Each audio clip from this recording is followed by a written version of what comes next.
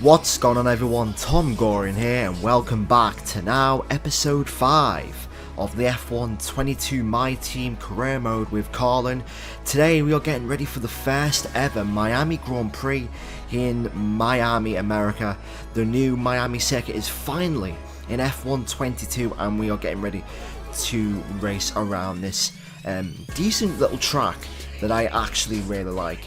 As you can see, we are starting this video with a progress history and also R&D progress. We are getting some upgrades coming in towards the European half of the season. We are currently right now the third worst team, but with these upgrades to the front nose, we've got a chassis upgrade, and I think we also have a durability upgrade. We should be able to move from the third worst to the fourth worst team in Formula 1. If you want to check out the previous video and also the playlist, there's also a link in the description, and also the end chapters will be after this video. But yeah, before we get started, please like the video, 30 likes on the video, and also subscribe to the channel for more F1 22 My Team content as we now heading towards nearly halfway through this season. We only have 3 more episodes and we're 50% done with this first season. But coming into this race weekend around this track, I felt really confident around here. I've done a lot of laps on this Miami autodrome circuit. I've done 2 25% races, a couple of 5-lap races, and I must have done around about 20, 30, 40 laps in time trial, to the point where I actually have my first custom setup for this race weekend, the first custom setup of this season, of this game. And I can tell you right now, I understand more about this game now than I have done in the previous recordings, and I feel like as time goes on, as I record more races and more videos and more episodes on this game and on this My Team career mode, that the setup knowledge will get better and better and better before league racing starts. But coming into this hairpin, I found this hairpin really tough there, and as you can see, it's a very slow corner. You go into second gear, and when I was doing this track for the first time, I was struggling with that little hairpin because I was usually braking too late. But that was one of the first things I noticed about this game when doing time trials on this track, that you have to brake a little bit earlier on this game, but that's not really the case anymore. I think it's just more with downforce and also what your setup is like. But as you can see now, we are entering our final lap in Q1, braking at the apex in towards turn 1. It's pretty much a third gear corner. 30 seconds left in the session, but you want to be braking into third gear, in towards this long right-hander, now in towards the high-speed corner. Hit that apex there, 1, into 2, into 5th gear, and now in this long left-hander. You don't want to go too wide, otherwise you will get a track extending warning. Don't abuse the apex like I just done there, because the rear will pretty much give way. And now as you enter the first of 2 long straights, this curved long straight, you want to be maxing out at around about 206 miles an hour. Stay on the right hand side. I haven't done that there. And as you can see, I went a little bit wide as we head towards the tight section of this track. Stay in towards the close side of the wall and then nail the apexes there. Just ride them through. You can easily gain at least 3-4 attempts if you know what you're doing with that section. And because of our chassis is actually the best part of our car, we can actually gain a lot of time right there. So now entering the main straight, before this back straight where we're pretty much revving, well not revving, we're going 207 mile an hour in towards second gear. We go a little bit wide there, early shift into third. You have to be so patient with the throttle, and we're going to be 3 attempts up. Across the line we go, and I believe that is P17 in this race. Looking back, that lap wasn't that good. Yeah, a little bit of mistakes there in towards the right-hander before the main straight, and also the hairpin. So it's P17 for us. I could have gotten another 10th or 2 in that lap if I would have nailed the lap, but yeah, it is what it is. But it's time for the Grand Prix.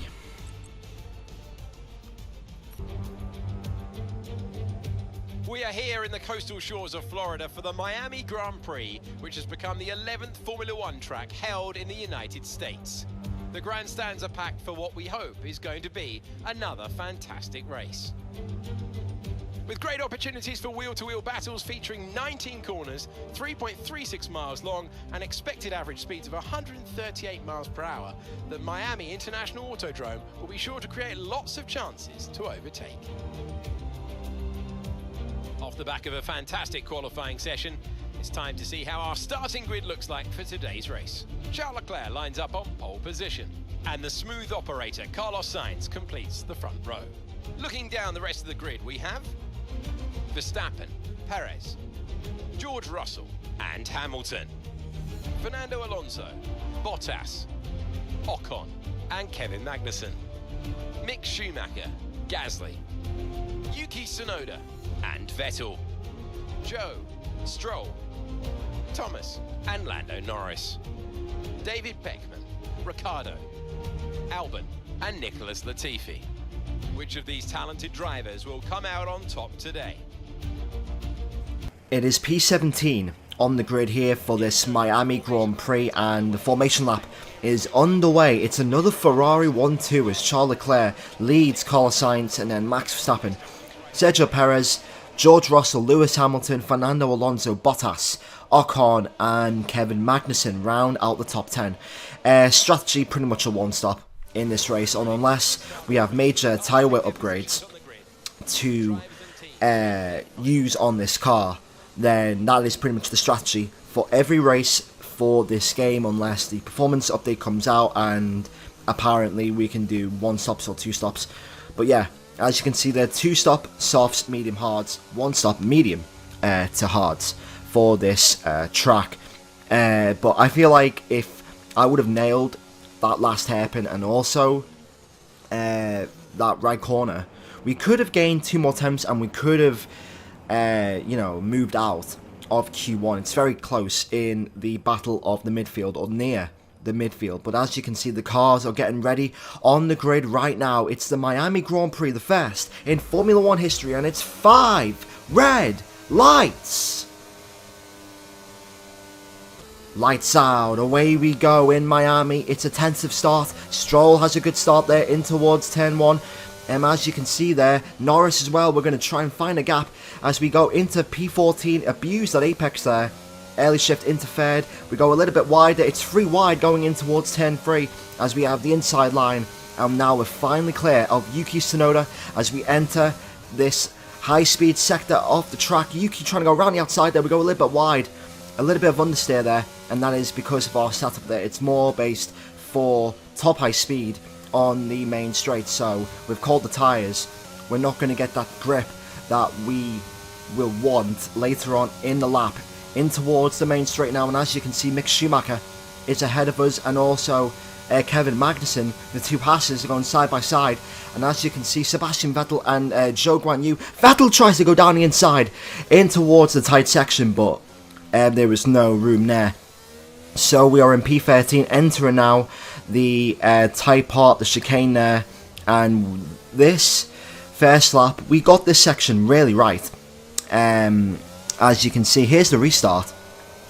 Here you go, 5 red lights, and away we go. Once again, Leclerc does get the better start, but as you can see, just Leclerc goes in turn 1. Perez goes side by side with Carlos Sainz there, and as you can see, that will only make Carlos Sainz lose time there, and it's pretty much the same formation as it pretty much was before the start of the race. Leclerc has a massive lead as the cars go single file in towards that fast sector of this race. But as you can see, lap 2 now, as that's Magnussen. Magnussen goes a little bit wide. Vettel has now undercut him, and we have now taken a place. So now we are in P13 in this Miami Grand Prix, and I believe Magnussen has got damage as well. I think he made contact with Vettel there, but time goes on. Coming towards the end of lap 2, and the DRS hasn't been enabled yet. We're trying to follow Sebastian Vettel in the Aston Martin, but as you can see, look at that pace of the Haas and also that Ferrari engine. We need to do a lot of engine upgrades to make sure that, that doesn't happen, because That's pretty much embarrassing how the Haas of Kevin Magnussen just flies past us with that Ferrari engine. I mean, we have the Mercedes engine, we don't have the worst engine on the grid. I still believe that Alpine does until the performance update comes out, but we might have the third worst engine as far as performance wise, as we go wide on that hairpin there, and that's the first of many times during this race that we went wide during a hairpin on the beginning of lap 5. And as you can see there, Bottas comes into the pit lane in the Alfa Romeo for his first of one stops. Yeah, he's doing the same strategy as us. He's going from the mediums to the hard tyre compounds. Lap 5 now on the back straight. We are losing time to Sebastian Vettel. Alpine, well not Alpine, the Aston Martin is really quick. Look at that powertrain of that Red Bull.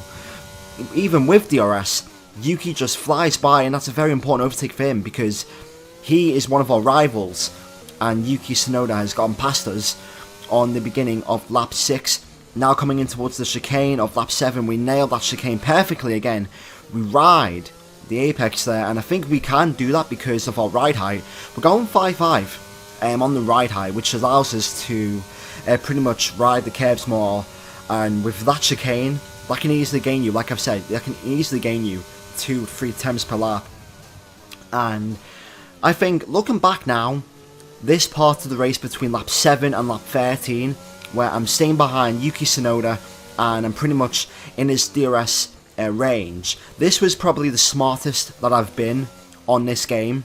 And I'm not going to lie, I did watch the PSGL first round in Bahrain, and I noticed how all of the drivers were pretty much staying behind each other and only using the DRS and saving the ERS. So I pretty much thought if I could use that for my races and my gameplay, where I'm just saving the ERS and only using DRS, then I could get an advantage. And as you can see on Norris, we're pretty much gaining time on Lando and that car behind Lando. But as you can see, we're going around the inside of Yuki Tsunoda. There goes Lando Norris. I thought he was a couple seconds back, but he's not. He's going down the inside. But we do make the move, and as you can see, there is Zhou Guan Yu in the pit lane. And, well, he's retired actually. So Guan Yu Zhou is out of this Miami Grand Prix, and that is, I believe that's Ocon. No, I think that's Gasly and Magnussen battling in towards Sector 1. Lap 11 now, heading in towards the long back straight once again. And Lando Norris is behind us. Yuki Tsunoda is also behind Lando Norris. And at this moment in time, I'm just thinking, I don't know what to do at this point. I don't know if I should let Lando go or if I should fight Lando, but if I fight Lando, then Yuki is going to try and get past, and I don't want Yuki to get past because he is our rival. So, in hindsight, I should have let Lando go pretty much a lap earlier than he did. Lap 11, as you can see, once again, he's trying to come through with that Mercedes engine, and, I mean, we shouldn't even be battling with that McLaren. That McLaren is not in our race. Yes, it has the same tyre strategy as us, but that McLaren is far quicker than us, and we're not competing against him, we're competing against Yuki Tsunoda in the AlphaTauri. And as you can see, there goes Yuki Tsunoda. He didn't make the move there, we just decided to cut him off at the last moment, but entering that chicane once again in that slow section, early shift into third gear, and all we're doing is we're pretty much staying in the DRS zone of Lando Norris, and we're gaining around about 2-3 tenths per lap on him, to the point where now Yuki and Lance Stroll behind Yuki don't have DRS on us. So it's very interesting smart play, and as you can see once again, lap 14 on the main straight, we're just getting DRS and we're not using our ERS, and we're saving pretty much 5-6% of our ERS. We did use some of our ERS just then, but we're saving more than what we're using, and I think that might be the way to go in this year's game, especially in these DRS trains. You want to stay behind the car ahead, and you don't want to make that move until the time is right. It's all about awareness, and it's all about smart strategy. Safety car is out in this Miami Grand Prix. I don't know what the hell's happened there, but as you can see there, Vettel, Magnussen, Hamilton have came out. Oh! Contact there between the two Red Bulls. That's Max Verstappen and Checo Perez. The two Red Bulls have crashed Here in Miami, I think Perez was coming out the pit lane and Max Verstappen just collided into him. What drama here in the Miami Grand Prix. The two Red Bulls have crashed. What a weird crash that was. Perez coming out the pit lane and Verstappen just coming into him. That was a very weird crash indeed. And I think also Beckman's in, Gasly is in, Norris is in too. I don't know who else came in there. But what a weird crash. The two Red Bulls have made contact in this Miami Grand Prix, and that will send Max Verstappen surely now to the back of the grid. He has to get his nose changed. And what was he doing there? What was he doing to make contact with his teammate like that? But coming in now, we have to pretty much react. We think that the race, we've lost positions now. We're in 9th and we lose one place there. We're in P10. We're coming in for the hard tyres. But thanks to the safety car, we can now heat our tyres a little bit more. And as you can see, Lando Norris comes out and we are ahead of Lando Norris. We have got the jump of Lando Norris in the safety car period, which technically means now we're in P11. We've actually gained 2 places. Yeah, we've jumped Gasly, Magnussen and Norris in that safety car period. Vettel as well, and Verstappen is in P8 in this race, so all hell's broken loose. Leclerc is still in the lead. It's still a Ferrari 1-2 as we get ready for green flag racing here in Miami. We've got 11 laps to go. Can we score points for only the second time in this season? Away we go, green flag running. We are underway once again for the Miami Grand Prix. We're going to try and go around the outside. Vettel tries to make a move on Verstappen, but we go around the outside of Sebastian Vettel once again into turn 1, and we are in the points once again in this season. Norris around the outside, he tries to go on the inside with that mega launch, but we hold him off there in towards the high speed section. Verstappen, he went wide on sector 1, entering the chicane now on lap 19, and there's yellow flag. I don't know who that's for. That's for Esteban Ocon. Ocon is out. Ocon's out of the Miami Grand Prix. I don't know what happened with Ocon there. Let's see, just enters the chicane, he hits the wall, and he has an engine failure. The Alpine looked good for some points there, but yeah, not really the start that Ocon wanted. But as you can see, Verstappen there is going back into the pit lane. I think he has damage on his front wing, and now that will surely put him in towards last place. But we are now in P9 as this race is starting to really unfold. Here comes Lando Norris. He's going to try and go around the outside in towards the hairpin, in towards the stadium section.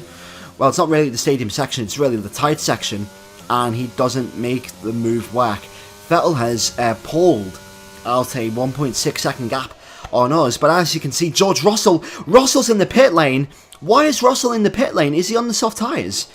He's on the hards. Why is Russell in the pit lane? He must have front wing damage, and he does have front wing damage. That elevates us into P8 in this Miami Grand Prix, and as you can see, Vettel is right behind Schumacher as we end lap 23 and begin lap 24 of this Miami Grand Prix. The two Ferraris are side by side here. Carlos Sainz takes the lead of the Miami Grand Prix. Or does he? He's going to go side by side with his teammate. Carlos Sainz has taken the lead away from Charles Leclerc here, and that's a massive statement in Ferrari because Charles Leclerc has won the first 4 races of this season, and Charles Leclerc might not win this race as we enter the last 3 laps of this hectic Miami Grand Prix. The two Red Bulls have crashed. The two Ferraris have went wheel to wheel. Here comes Sergio Perez down the inside, and Perez is now in second place with only 2 laps to go in this Miami Grand Prix, so the win is still on for Sergio Perez in the Red Bull, and Ferrari's 100% winning streak might be coming to an end in this race. But as you can see, lap 29 of this race, can we go down the inside of Sebastian Vettel? No, we can't. We're not close enough. We have gained 6 tenths during that sector alone, and we do have DRS, and we're going to burn all of our ERS. But as you can see there, here we go once again. Here comes Sergio Perez. Carlos Sainz is going to go defensive This is for the win of this Miami Grand Prix. After crashing with his teammate, where can Sergio go? Is he going to try and go around the outside? Sainz has it blocked off. He goes wide though. Sainz goes wide. And Checo Perez, Carlos Sainz, has lost the lead to Sergio Perez. Perez leads the Miami Grand Prix. And Sergio Perez wins the Miami Grand Prix after an excellent drive, after making contact with his teammate. But what a mental Grand Prix that is. Sergio Perez wins with the two Ferraris second and third, Hamilton in fourth, and Alonso will be in fifth place. But around the final corner we go. We're not close enough to Sebastian Vettel. Mick Schumacher will finish sixth. Vettel will finish in seventh. But we finish in P8 for our second points finish in Formula 1. And that's the end of the race. What a race that was, eh? Another points finish, and we get driver of the day. Well deserved. Wow. And as the checkered flag, what an amazing victory in what has been a great Miami Grand Prix.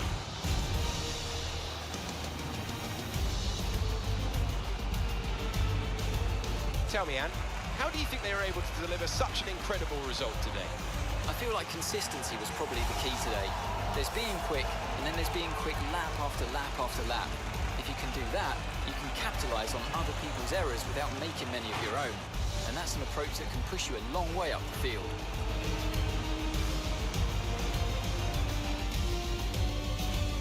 Red Bull are our winners today after showcasing some incredible driving.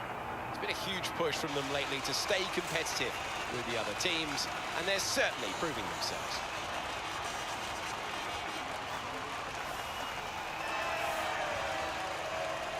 What a mad Miami Grand Prix that was. Sergio Perez won that race in the last 3 laps. It looked like another Ferrari 1-2, the same thing we saw in the last 4 races. But Sergio Perez just came out and stole the win like a thief in the night. The heist of Miami. Sergio Perez wins the Miami Grand Prix, his first victory of the season. Red Bull's first victory of this season, and finally Red Bull are back in business in this championship. Hamilton finishes 4th, Alonso 5th, Norris 9th, Gasly 10th, Max Verstappen finished P16 in this race, and that's a massive blow for the reigning world champion and his chances to win this race. Beckman finished in P15. That's a bit of a shame. I thought Beckman would have had more pace in this race, considering his pace last episode in Imola. But what a race. Our second points finish of the season. We get 4 points. A massive 4 points in this championship. And yeah, if it wasn't for that safety car, we wouldn't have really... we wouldn't have finished in P8. Maybe P10, maybe P11. But yeah, what a race that was. Hopefully you guys enjoyed that race of F1 22 My Team. What a crazy race that was. Perez and Red Bull are back. Thanks for watching. Make sure to leave a like, comment and subscribe to the channel for more F1 22 content. And we'll see you all for part 6 in the next video. Goodbye. Wow, what a race.